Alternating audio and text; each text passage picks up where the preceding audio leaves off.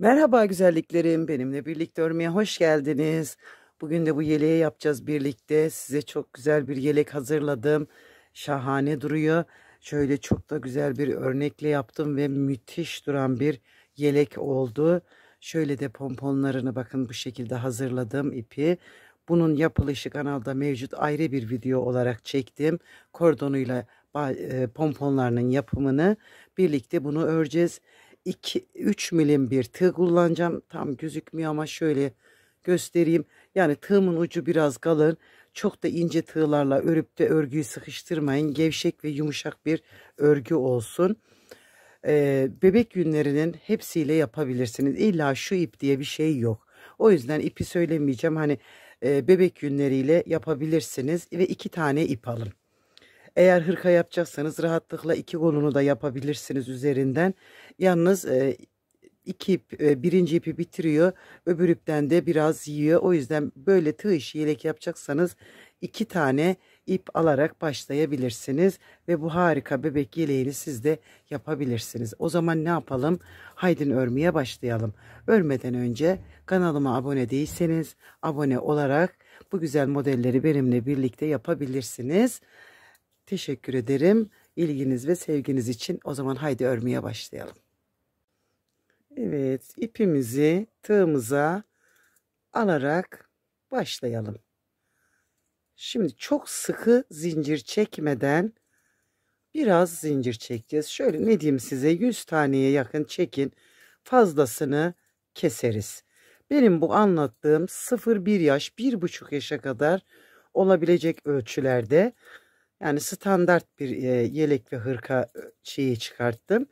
İsterseniz eklemeler yaparak büyütüp küçültebilirsiniz. Bakın böyle zincirimi rahat bir şekilde çekeceğim.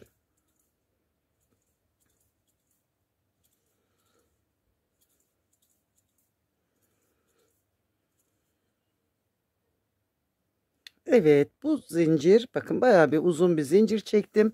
Fazlasını nasıl keseceğiz onu da size göstereceğim.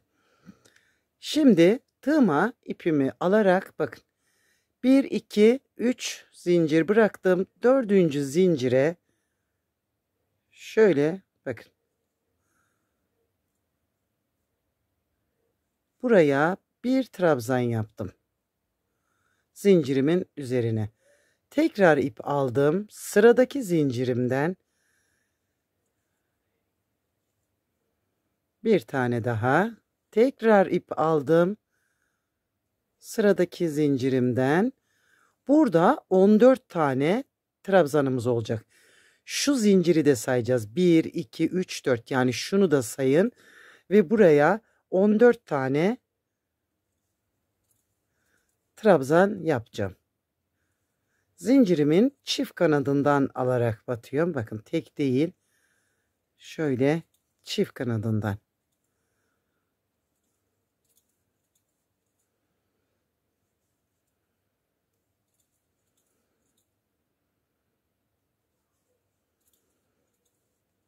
Teker teker 2, 4, 6, 8, 10, 11 olmuş. 12, 13 ve 14. Bakın 14 tane trabzanımı yaptım. Burası ön için olan yer. 1, 2 tane zincir çektim. Tığıma ipimi aldım. Şu son battığım yere bir kere batacağım bakın. Son battığım yere batırarak buraya aynı yere 2 tane batırmış oldum.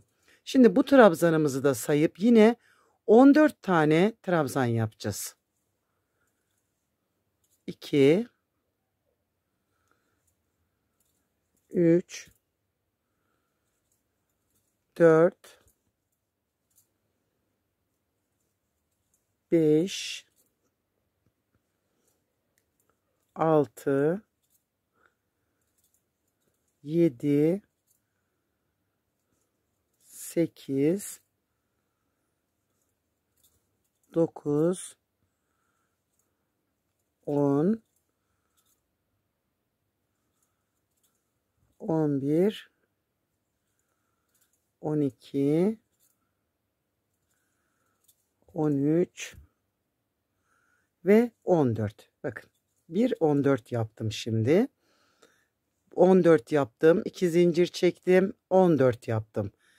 1 2 zincir ve yine bakın bu son battığıma tekrar aynı yere yine bir trabzan yaptım.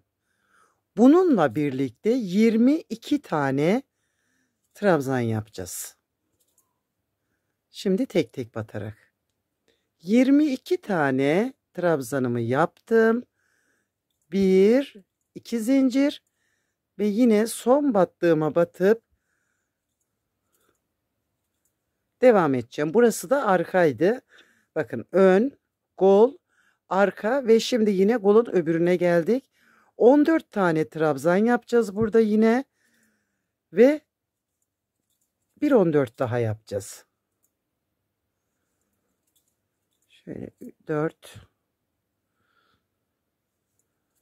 5 evet 2 zincir ve bakın yine aynı yerden tekrar batırdım ve şimdi 14 tane daha yaparak öbür önümüzü de tamamlayacağız.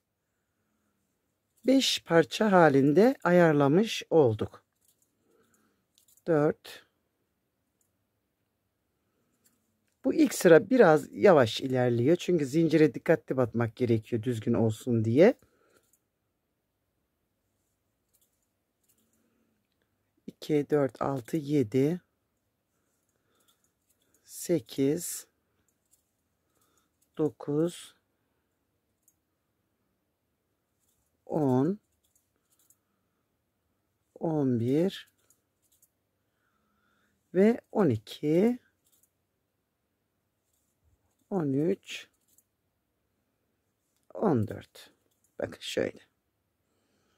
Burayı da 14 tane yaptım ve yeleğimin kurulumunu hazırlamış oldum. Bundan sonrası pratik bir şekilde ilerleyecek. 1 2 3 örgümü çevirdim ve trabzanlarıma birebir batarak bu 2 zincir çektiğim yere kadar geleceğim. Birinciye batmıyoruz çünkü bu 3 zinciri kullanacağız. İkinciye batarak şimdi zincirimin olduğu yere kadar birebir batacağım. Evet. Şimdi bu zincirli olan yerlere bu sırada 2 tane batırdım. Bakın zincirin içine 2 trabzan yaptım. 2 zincir. İsterseniz bir çekin, daha küçük olur delikleri. Buraya tekrar 2 trabzan, 4 tane artırmış olduk burada. Bakın 4 tane trabzan yaptım ve 4 tane birden arttı. Şimdi öteki zincirime kadar yine birebir batacağım. Ve aynı zincir olan yerlere 4'er tane artırma yapmış olacağız.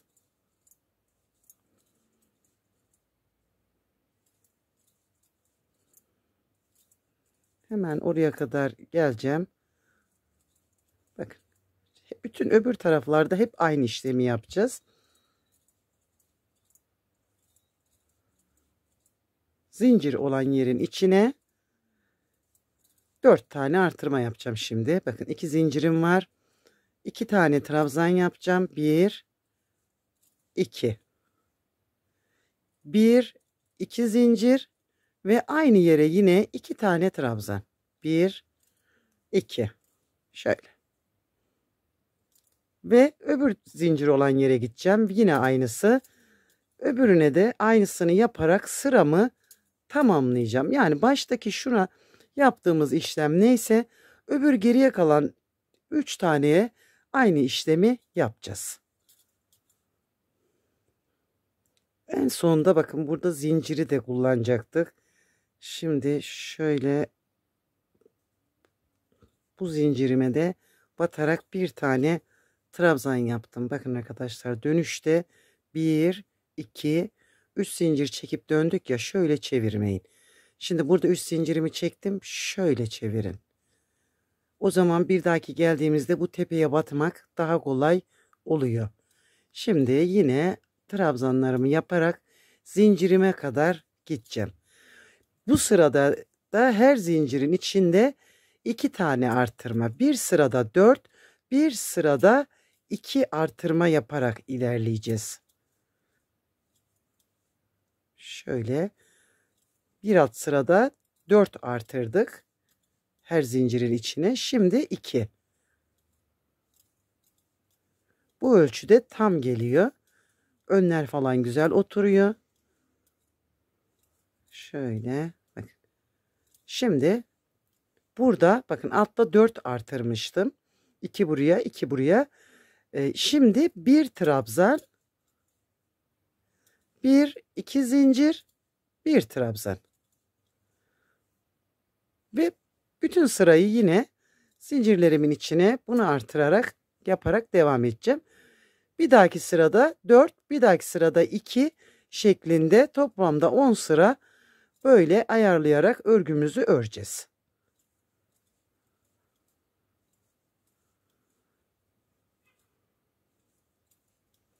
Hem kurulumu pratik oluyor, hem de ilerlemesi böyle bu şekilde pratik oluyor ve tam böyle yerinde oluyor. Bir daha göstereyim şurada.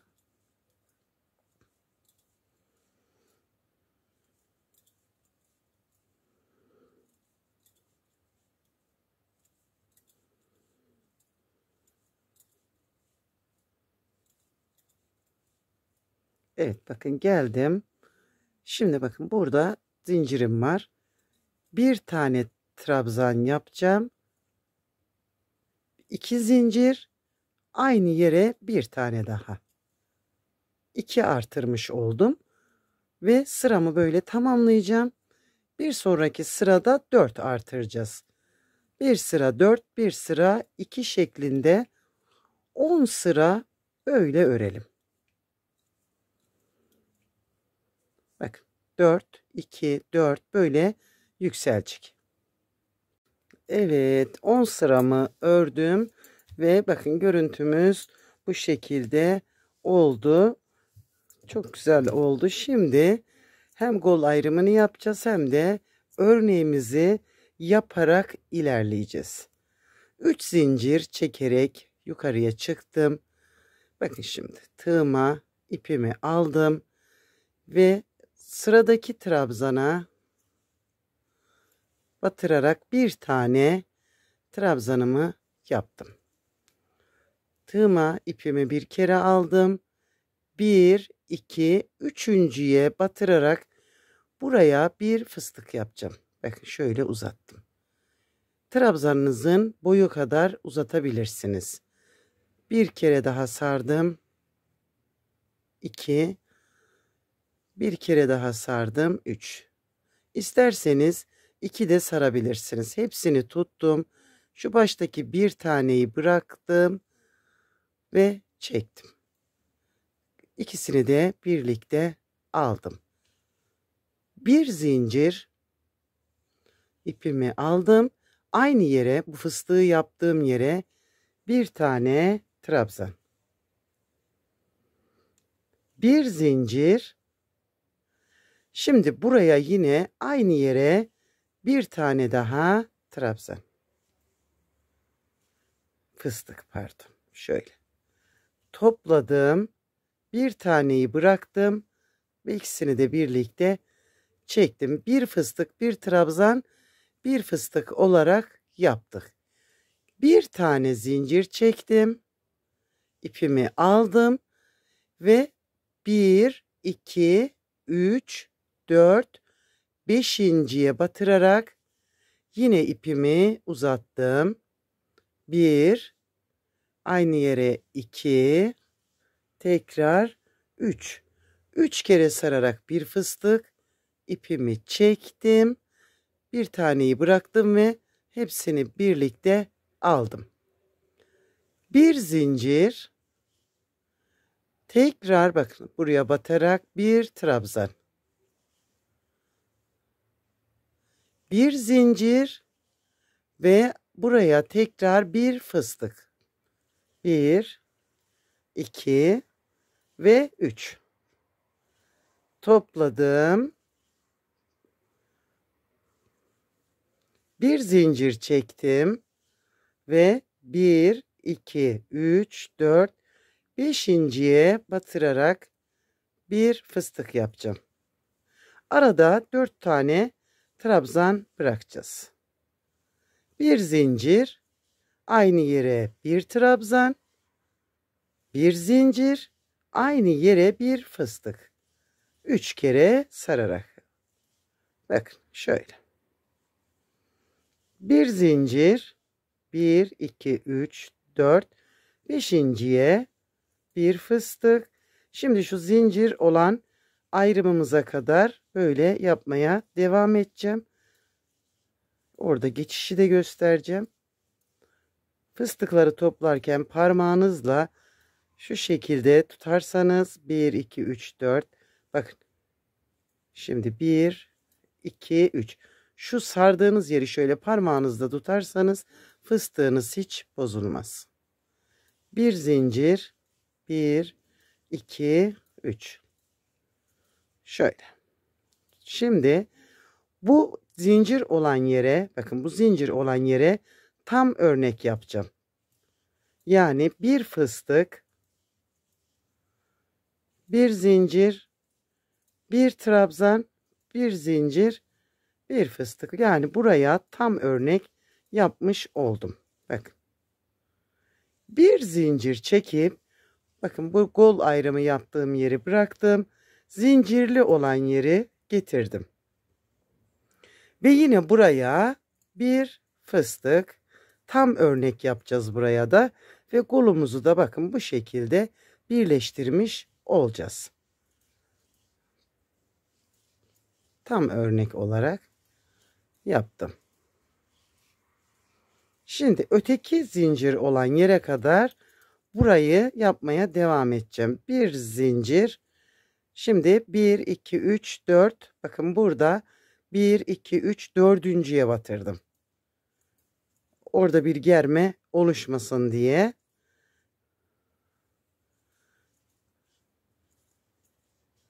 Ve burayı şimdi oraya kadar öreceğim. Örneğimiz hem kolay hem de çok güzel. Yani bir bebek yeleği için çok güzel bir örnek. Şimdi öbür zincirli yerime kadar yine öreceğim. Evet, zincirli yere geldim. Bakın burada 5.'ye battığımda buraya denk geliyordu. Ben bir geriye kaydırdım. 4.'ye batarak şu şekilde ayarlamış oldum. Şimdi yine bu zincirin içine tam örnek yapıp devam edeceğim. Yani öbür tarafta yaptığım işlemin aynısını burada da yapacağım. 3. Şöyle. Bakın. Bir zincir. Şimdi bu kolumuzu bıraktık ve buraya geldik. Şimdi bu zincirin içine de yine tam örnek yapacağım. Bir zincir. Örneğimizi biliyoruz. Buraları hızlı geçeceğim. Şimdi şurada bu kol ayrımında bakacağım. Burada kaç tane atlayıp yapmışız? 2. 1, 2. Hemen bir zincirimi çektim. Şimdi burada da 1, 2 bıraktım. Üçüncüden devam edeceğim. Örneğimi yapmaya ve sıramın sonuna kadar yine örneğimi aynı şekilde ilerleteceğim. Ve sıramın sonundayım. Şimdi bakın son trabzanın tepesine bir trabzan yaptım. Ve zincirin tepesine de bir trabzan yaparak yine 2 tane ile bitirdim. Kenar tığlaması yapacağımız için bu ön biyeyi çok kalın tutmadım. Bu yeterli. Bir zincir çekerek örgümü çevirdim. Birinciyi bırakıp ikinci trabzanın tepesine bir sık iğne yaptım. 1, 2, 3 zincir. Bu iki fıstığın arasında bir zincir, bir trabzan, bir zincirdi. Şimdi fıstıkla trabzanın arasına bir sık iğne. Şöyle. 1, 2, 3 zincir çekip öteki boşluğun içine bir sık iğne yaptım. Bakın. 1, 2, 3, sıkı çekiyorsanız 4 çekin. Ama sıkı çekmenizi tavsiye etmem. Şimdi öteki örneğime geldim bakın. Yine ilk boşluğunun içine örneğimin bir sık iğne. 3 zincir, 1, 2, 3 zincir, öbür boşluğun içine. İki örneğin arasındaki boşluktan direkt geçiş yapıyoruz. 1, 2, 3. Bakın gevşek çektim, 3 çektim yeterli. Öbür örneğe geldim. İlk boşluğunun içine batırdım. Bir sık iğne.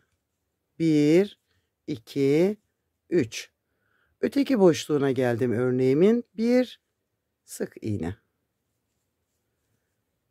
1, 2, 3. Buraya geldim. Bakın öbür örneğe geldim. Bir sık iğne. 1, 2, 3. Buraya bir sık iğne ve bakın. Görüntü bu. Bu sırayı böyle tamamlayacağız. Evet, sıramı tamamladım. Bakın 2 sık iğne ile bitirdim. 1, 2, 3. Çevirdim örgümü. Bir kere hemen bu son yaptığım sık iğneye bakın buraya batarak buraya bir sık iğne yaptım. Şimdi örneklerimizin üzerine bakın 3 zincir yaptık. Trabzanın üzerindeki 3 zincirin içine yine altta yaptığım gibi örneğimi yapacağım. Bakın 3 kere sardım, topladım. Bir zincir çektim. Aynı yere bir trabzan. Bir zincir aynı yere bir fıstık. 3 kere sararak. Bir zincir tığım ipimi aldım. Öbür örneğimin üzerine bakın aradaki bir boşluğu atlayıp ikinci boşluğun içine tam örneğimin üzerine aynı şekilde örneğimi yapacağım. Bir zincir batırdım. Bakın.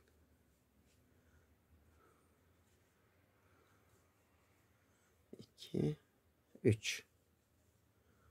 Şöyle. Bir zincir. Öteki örneğin üzerindeki bakın trabzanın üzerinde bir boşluğu atladım. İkinciye ve şöyle.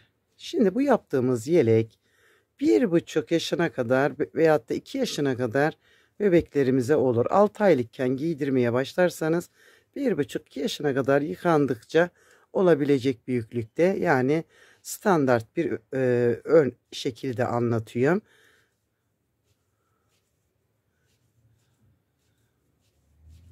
Şöyle bakın örnek gördüğünüz gibi mükemmel güzellikte çıkmaya başlıyor. Şimdi şurada şöyle bir şey diyeceğim. Şu örnekleri kurduğumuz 3 zincir çektiğimizi 2 de çekebilirsiniz. Yani isterseniz hani şu deliği daha da küçük gösterebilirsiniz. Yok ben böyle beğendim derseniz bu şekilde de örebilirsiniz. Elinizle bir karış örnek boyu olana kadar örün. Benim ölçüm elim.